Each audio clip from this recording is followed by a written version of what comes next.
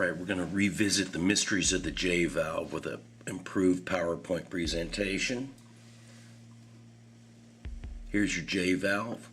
Here's your main cracking valve here to release tank pressure from down here. Your tank screwed up here. And this is the actual J reserve valve that moves back and forth. Action 1. Your main tank valve is open with a tank pressure between 2400 and 3000 psi. Let's open it up. There's your pressure coming in. Action 2, higher pressure forces the reserve valve backward to allow full airflow to tank exit orifice. When tank reserve valve is in the up or non-reserve position, this valve right here will move back and forth during operation as you breathe, as the diver inhales air. Okay, and there it is. It's nice and opened up. We've got the pressure of 2400 to 3000 psi, keeping it pushed back. Okay, the third action now, during operation, the J valve will move back and forth with the breathing effort due to a decrease in internal pressure due to demand from the diver. This normal operation can be observed as a drop in pressure on the diver's submersible pressure gauge when the diver inhales. Once the inhalation effort stops, the tank pressure reading will return to normal at the end of every breath. Let's do it. Valve rebounds after and there he's breathing away. Every time he inhales, it drops that reserve valve down. You're going to see that on your submersible pressure gauge.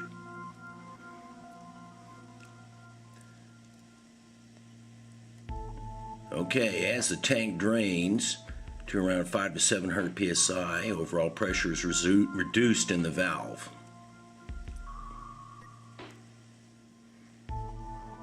And there it is, reducing. Leaves you to your fifth action. Lower tank pressure allows the reserve valve to overcome the forces of tank pressure, and it begins to close or restrict airflow dramatically due to spring back pressure. And there it is. It's just reducing. It won't cut off total flow, or shouldn't, but you're going to definitely feel it when you're trying to inhale air. And that's going to alert you. Okay, you're alerted by this restricted airflow, and the diver activates his J valve by pulling down the activation rod, which retracts the reserve valve and allows for unrestricted flow access to the remaining 300 to 400 psi in the tank for his ascent to the surface.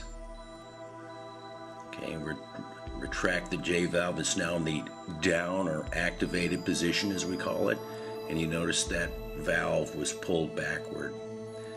And you're going to see all this, in operation in the video that follows. So stay tuned. Originally, this was just a regulator test on two regulators.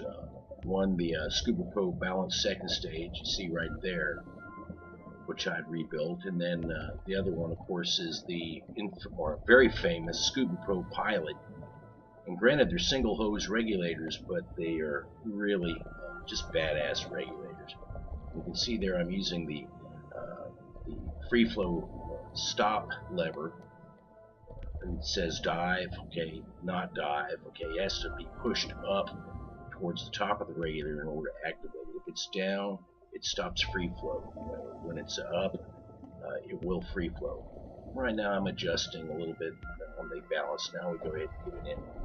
Now granted, this one's a left-hand feed, but the great thing about the pilot is you can go left or right feed. And remember, this was just testing, and I just wanted to check her out. And she breathed really well. I turned to the rear there, double check that Mark II is not leaking. Everything's breathing well. And I start playing around with it a little bit. And I'm just checking the flow on it. Okay, good. Let's check the free flow. We started free flowing, dropped it in the down, do not dive position. And there I'm playing with it. And it starts free flowing. I put the dive up and just tap the diaphragm a little. And once you shove the lever down, it stops. Sort of like a poor man's DSV. And It really breathed well. That's a surprise. And yeah, in the up, go up, you can breathe fine. You're not going to, technically you can actually breathe a little bit in the down position, you know, but if it's adjusted right, it's going to be really hard.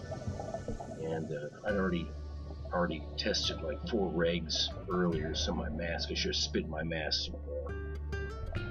And of course, do one more check. I do this video check. I'm not doffing the tank, but let's go ahead and get it in close here so you can see what I'm talking about. It's in the dive or up position. The levers in the up position. It's breathing well. And okay, down, no free flow. Okay, we're keeping it down position. Okay, go in the up position. It's going to free flow on you if you pop that diaphragm in the back there. This is the first of the quote-unquote Darth Vader regulators too, by the way. It was a student-designed regulator that Scubapro went ahead and built. Very popular. And, okay, going up. Yeah, I can perceive there. I'm in the dive position. That means that lever's pushed up towards my nose. And then I got the brilliant idea of, let's go ahead and do a demonstration on the reserve valve, on a J valve, which I've got one on the back. And I'm going to show you right there as you breathe in, you're going to see the submersible pressure gauge drop in pressure every time I breathe in. That's that reserve valve moving inside the J valve in the up or non-active reserve position. And here I'm going to go ahead and activate the J valve in the reserve or down position, and you'll see now that it's just static as I breathe. The dial doesn't move on the SPG, and it's static because there's no reserve valve moving back and forth. And we'll do it one more time here to make sure. So I'm going to push the reserve valve back up in the non-active position so the reserve valve will start moving back and forth as it was. And clear my mask a little bit and take a look. Okay, you're going to watch every time I breathe. Suck in, there it goes, it drops down. That tells you your reserve valve is actually working. And you're seeing a drop about 300 psi, which is actually a good indication the reserve valve is working correctly too. 300 to 400 psi is what you should be getting out of that. Okay, we're dropping it down again, click, and as you see it's static, the dial doesn't move, because the reserve valve is now retracted to the rear and is not interfering.